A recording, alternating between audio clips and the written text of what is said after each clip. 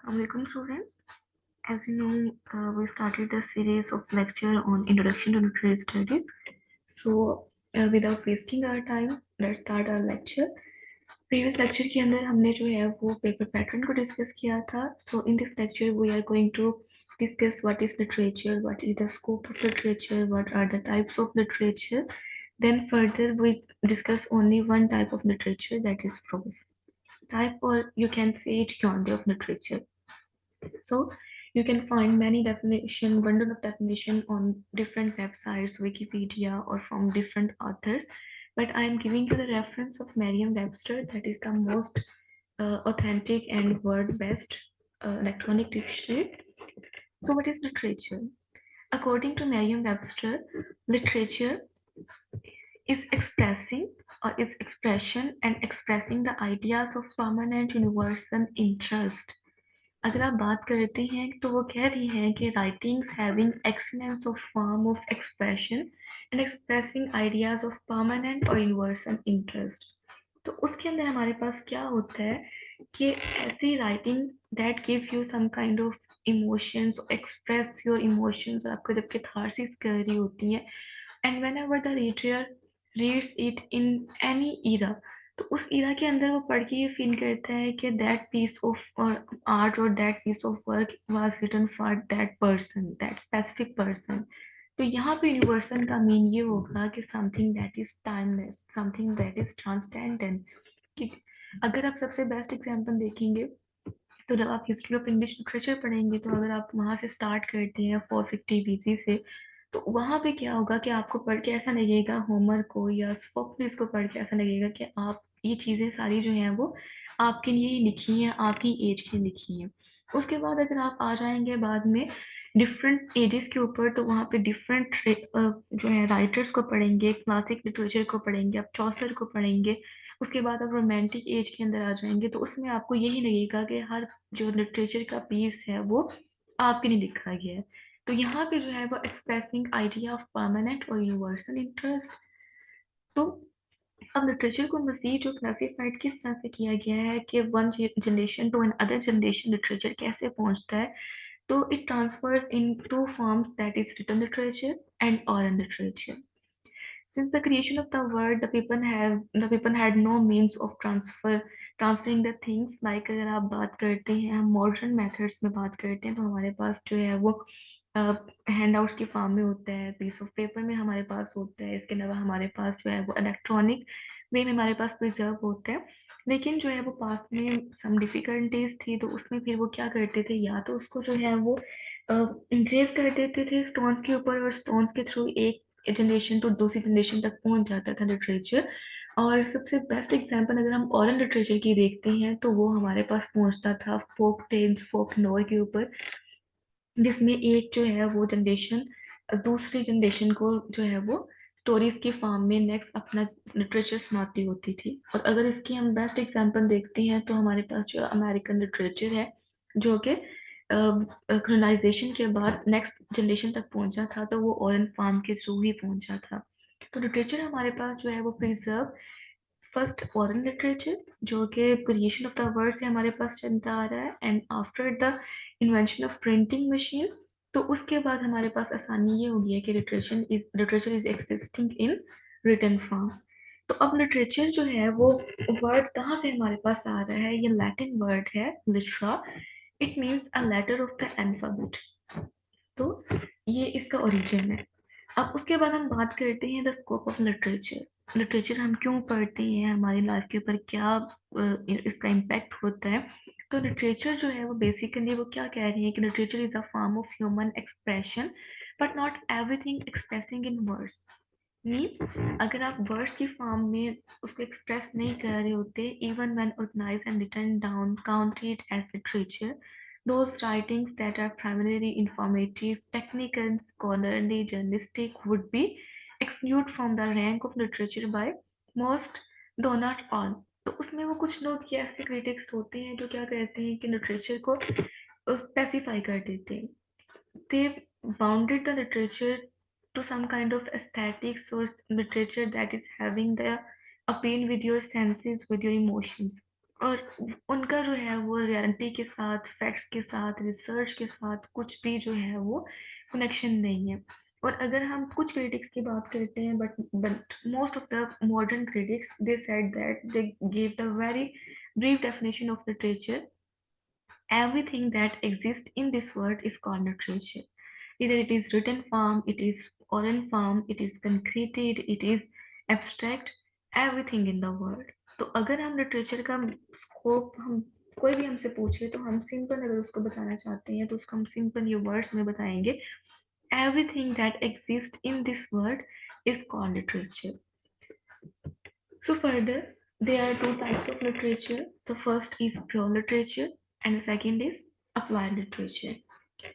Most of us always read pure literature that appeals to our senses, that gives some kind of aesthetics or pleasure, or read it for time pass or as a hobby. So it can be novel, poems, short stories, novels, fiction that is based on fiction or non-fiction. तो आपने ये याद रखना है mind में कि हर वो piece of literature जो आपके इमोशंस के साथ अपील करता है, आपके सेंसेस के साथ अपील कर रहा होता है, आपको एस्थेटिक प्लेजर प्रोवाइड कर रहा होता है, that is pure literature. On the contrary, the literature that is based on facts, that is based on social dilemmas, that is representative of the society, and it does not appeal or it does not touch your emotions, but it based on the facts or truth of the society. That is applied literature. As you can see that the word applied literature, applied comes from the apply or application. तो यहाँ पे जो है जो चीज society के ऊपर direct suddenly और जो है वो डायरेक्टली अप्लाई कर रही होती है, दैट इज अप्लाइड लिटरेचर. अब उसके बाद हम देखते हैं yonder of literature. So यॉन्डे basically हम कहते हैं कि एवरीथिंग दैट इज, या आप ये कह सकते हैं कि राइटिंग स्टाइल इन लिटरेचर. ठीक है, आपका जो है वो आपका कोई भी स्टाइल जो है, चाहे वो आर्ट का स्टाइल है, चाहे राइटिंग स्टाइल है, या कोई भी स्टाइल है, किसी भी तरह से उसको कैटेगराइज किया जाएगा उस स्टाइल को, तो वो आपको हम कहते हैं yonder of literature, yonder of painting, yonder of art, yonder of literature. यहाँ पे आपके पास जो है, आपके पास बेसिक जो है वो यॉन्डे आते हैं. First prose, second poetry, and third one is drama और प्ले. तो इसको हम जो है वो वन बाय वन एलेबोरेट करेंगे डिफरेंट लेक्चर्स के अंदर, but today we are going to complete thoroughly prose. अब उसके अंदर हमारे पास आप देखते हैं कि राइटिंग के टू स्टाइल्स होते हैं.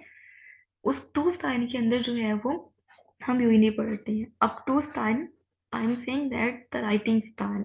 ठीक है, अब मैं लिटरेचर के जॉनरे की बात नहीं कर रही, मैं हमारे जो राइटिंग एक्सप्रेस करने का बात जो है उसको बता रही हूँ कि हमारे पास टू स्टाइल होते हैं. One is prose and second is poetry. Poetry that is written in lyrics, जो आपके पास रिदम में लिखी जाती है, मीटर यूज किया जाता है, आपके पास सेंटेंस का स्ट्रक्चर नहीं होता. When you write something in a form of passage with proper grammatical structure, with proper sentence structure, that is called prose. अब उस प्रोज के अंदर जो है वो आपके डिफरेंट टाइप्स हो सकती हैं, प्रोज को लिखने का स्टाइल चेंज हो सकता है, उसको हम जो है फर्दर कैटेगराइज करेंगे. तो अगर हम उसके ओरिजिन की बात करते हैं तो प्रोज जो है वो हमारे पास,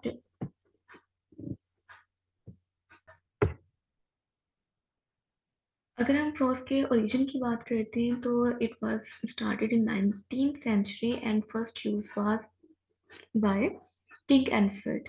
लेकिन उसको हम अगर ओरिजिन की बात करते हैं कि उसको ये नेम दिया गया स्पेसिफिकली, तो 14th सेंचुरी के अंदर दिया गया था. So the word prose came from the word Latin prosa oratio. Prosa oratio जो है इसका मीन होता है straight forwardness.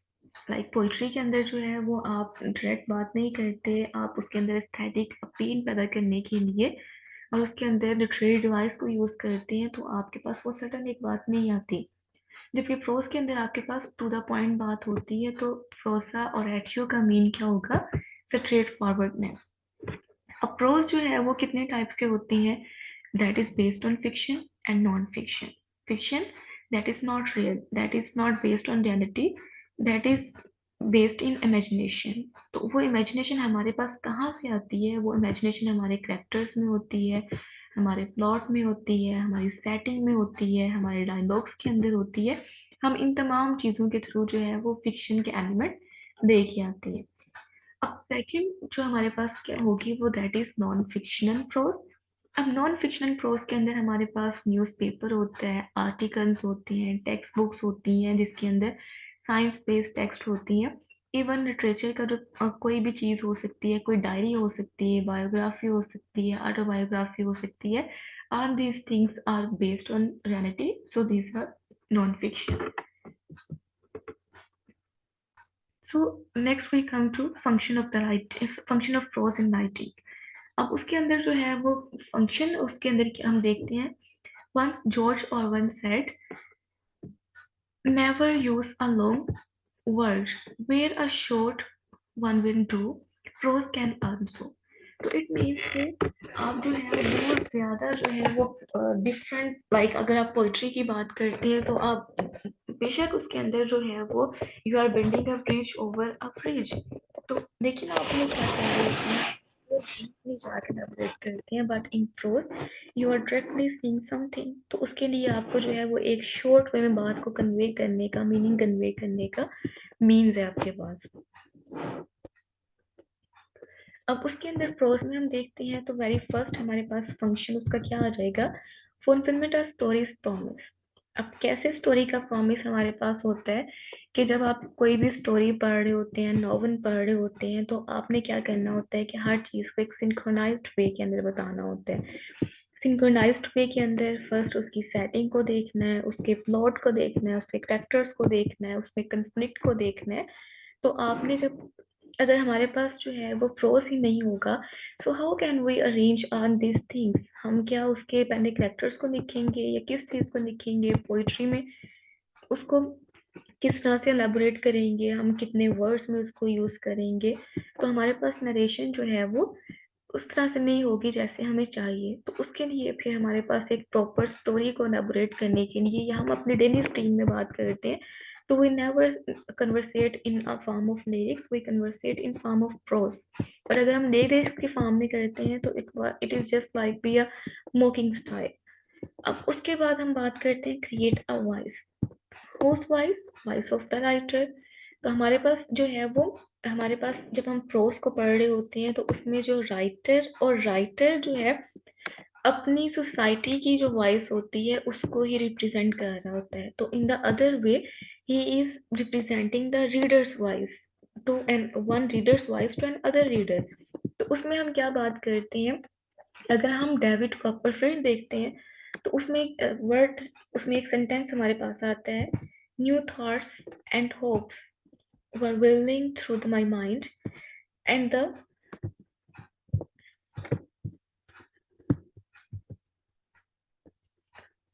and all the colors of my life were changing। तो उसके अंदर हमारे पास मीन यहाँ पे एक क्या है, एक वॉइस क्रिएट हो रही है, किसकी?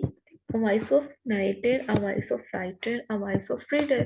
तो आपके पास जो है वो जब एक वॉइस क्रिएट हो रही है, एक वर्ड नहीं वॉइस, एक न्यू होप जो है वो आपके पास आ रही है, तो it means the prose is fulfilling its promise. अब उसके बाद हम थर्ड बात करते हैं builds rapport through familiarity. Rapport mean report, किसी भी चीज का बॉन्ड बिल्ड करना, कनेक्शन बनाना। तो प्रोज हमारे पास क्या है कि प्रोज हमारे पास जो है वो एक करेक्टर जो है, या आप ये कह सकते हैं कि जैसे हमने फुलफिलमेंट ऑफ स्टोरीज प्रॉमिस, उसमें हमारे पास plot, conflict, setting, tension, climax उस तमाम चीज़ों को पूरा करता है। तो इन द सेम वे ये भी जो है वो एक तरह से फैमिलियरिटी क्रिएट करता है करेक्टर्स के दरमियान में, और वो करेक्टर्स कौन से होते हैं? वो रीडर ही को ही रिफ्लेक्ट कर रहे होते हैं। So it's a function of pros. और नेक्स्ट अगर हम बात करते हैं टाइप्स ऑफ प्रोज की, मैं आपको एग्जांपल बता रही हूँ ताकि आप इसको जो है वो आसानी से अंडरस्टैंड कर सके। तो फिक्शन को अगर हम देखते हैं तो फिक्शन में आपके पास 3 स्टोरीज आ जाती हैं। उसमें आपके पास क्या होगा कि शॉर्ट स्टोरीज। शॉर्ट स्टोरीज में क्या होगा कि क्योंकि अब शॉर्ट स्टोरीज हमारे पास ओरल आ रही है तो हमें जो है वो नहीं पता कि क्योंकि हिस्ट्री जो है हमारे पास, आप ये कह सकते हैं हिस्ट्री इज ऑलवेज बाइस्ड। हमें नहीं पता, हमने कभी नहीं देखा, हमने सुना होता है। अब एक जनरेशन जो है वो अपनी ही जनरेशन को, अपने एडवेंचर्स को एलेबोरेट करेगी, और दूसरी जनरेशन जो है वो अपने हीरोइक डीड्स को बताएगी। तो शॉर्ट स्टोरीज में हमारे हमारे पास क्या होती हैं, ये हमारे पास फिक्शन की फॉर्म होती हैं। तो उसके अंदर हमारे पास, अगर आप एग्जांपल देखें, द गिफ्ट ऑफ द मेजाय, वो आपने फर्स्ट ईयर के अंदर भी पढ़ी थी, तो इसलिए मैंने आपके जो कोर्स कंटेंट आप पढ़ चुकी हैं, मैंने उसको ही ज़्यादा इसके अंदर कंपाइल की है, ताकि आप अगर उसको रिलेट करें तो आपको समझना आसान हो इसमें। उसके बाद नॉवन हमारे पास होता है फिक्शन की फॉर्म में, हम नॉवन को लिख सकते हैं फिक्शन की form that is not based on reality. उसमें the old man and the sea को अगर आप रीड करेंगे, तो one of the masterpiece of Ernest Hemingway, तो उसमें उसकी एग्जाम्पल है, या कोई भी नॉवल आप पढ़ सकते हैं that is not based on reality. उसके बाद जो है वो आती है फैबल। आपकी जो किस्से कहानियां होती हैं, या फैबल आपको एक ऐसी स्टोरी कहती हैं जो आपको एंड पे डायरेक्टिव होती है, जो आपको एंड पे कोई मॉरल लेसन प्रोवाइड करके जाती है। तो आप मॉरल स्टोरीज जो बचपन से पढ़ते आ रहे हैं, greedy dog, hare and tortoise, और एनीथिंग। उसके बाद आ जाते हैं हम नॉन फिक्शनल के ऊपर। अब नॉन फिक्शनल के अंदर जो है वो डिफरेंट टाइप्स आती हैं। फर्स्ट हमारे पास क्या होती है, बायोग्राफी। बायोग्राफी में हमारे पास अगर आप देखते हैं goodbye Mister Chips novel, that is based on the life history of, और the life timeline, sorry, life period of a teacher. उसके बाद हम बात करते हैं autobiography, when a writer write something on his own life. Autobiography में the diary of a young girl by Anne Frank, तो ये बहुत ज़्यादा रिनाउंड वर्क है। उसके बाद जो है वो जर्नल हमारे पास आ जाते हैं। उन जर्नल के जो रिसोर्सेज होती हैं, ज़्यादा सबसे फेमस लिटरेचर में जो चलता है that is Taylor and Francis. आप इस वेबसाइट के ऊपर जो है लिटरेचर के बेस या लिटरेचर से रिलेटेड, लेकिन हर चीज़ लिटरेचर है, लेकिन आपकी जो मेन रिसोर्सेज, आपकी जो मेन रिसर्च होती है उससे रिलेटेड आप यहाँ पे सर्च कर सकते हैं। उसके बाद स्पीचेस आ जाती हैं। स्पीचेस भी जो है, अगर आप पाकिस्तान को देखें तो आपके पास स्पीचेस किसकी हैं, इमरान खान की हैं। अगर आप जो है वो आउटसाइड ऑफ डिफरेंट कंट्रीज को देखें तो आपके पास जो है वो डोनाल्ड ट्रम्प है। आपके पास डिफरेंट जो है वो प्राइम मिनिस्टर्स की स्पीचेस हैं that is based on reality. और अगर यहाँ पे आप देखें तो यहाँ पे भी उनके जो है political leader, American political leader की स्पीच है, आई हैव अ ड्रीम, जो कि आप अपने कोर्स कंटेंट फर्स्ट ईयर में भी रीड कर चुके हैं। उसके बाद हमारे पास आते हैं रिसर्च आर्टिकल। आर्टिकल क्योंकि हमेशा जो है वो आप प्रोक्लेम करते हैं, यू प्रोजेक्ट समथिंग, तो आप उसको प्रूव करते हैं, तो मीन और सोसाइटी से बेस्ड करके, तो आपके पास ये नॉन फिक्शन होंगे। इसके अलावा एसेस, एसेस भी हमेशा नॉन फिक्शन होते हैं, क्योंकि आपने या तो उनको नरेटिव फॉर्म में लिखना होता है, या आपने डिस्क्रिप्टिव फॉर्म में लिखना होता है, जो भी आपकी फॉर्म होती है, लेकिन आपने उसको रियलिटी के ऊपर बेस्ड ही लिखना होता है कि ये यूजेस हैं इस चीज़ के, या ये मिस यूजेस हैं, या डिफरेंट जो भी किसी चीज़ का यूज है, तो आप उसको एलेबोरेट करते हैं। तो आई होप स्टूडेंट्स आपको ये लेक्चर समझ आ गया होगा। तो अगर आपको ये पेपर में क्वेश्चन आता है प्रो से रिलेटेड या लिटरेचर से रिलेटेड, तो आप इन्हीं तमाम पॉइंट्स को एलेबोरेट करेंगे और इन्हीं के ही नोट्स बनाएंगे। तो मैं आपको जो है वो यही रिकमेंड करूंगी कि आप जैसे ही, क्योंकि मैं आपको जो है वो तमाम जो आपके कोर्स कंटेंट होगा मैं उसका ही लेक्चर दूंगी। तो जैसे ही आप इस लेक्चर को गो थ्रू करें, साथ ही उसके नोट्स बनाएं, और जब आप नोट्स खुद बनाएंगे तो आपको साथ साथ खुद याद होता जाएगा, और आपका कंसेप्ट भी क्लियर होता जाएगा। और अगर आपको कोई चीज़ नहीं समझ आई तो आप कमेंट सेक्शन में पूछ सकते हैं। Stay plus.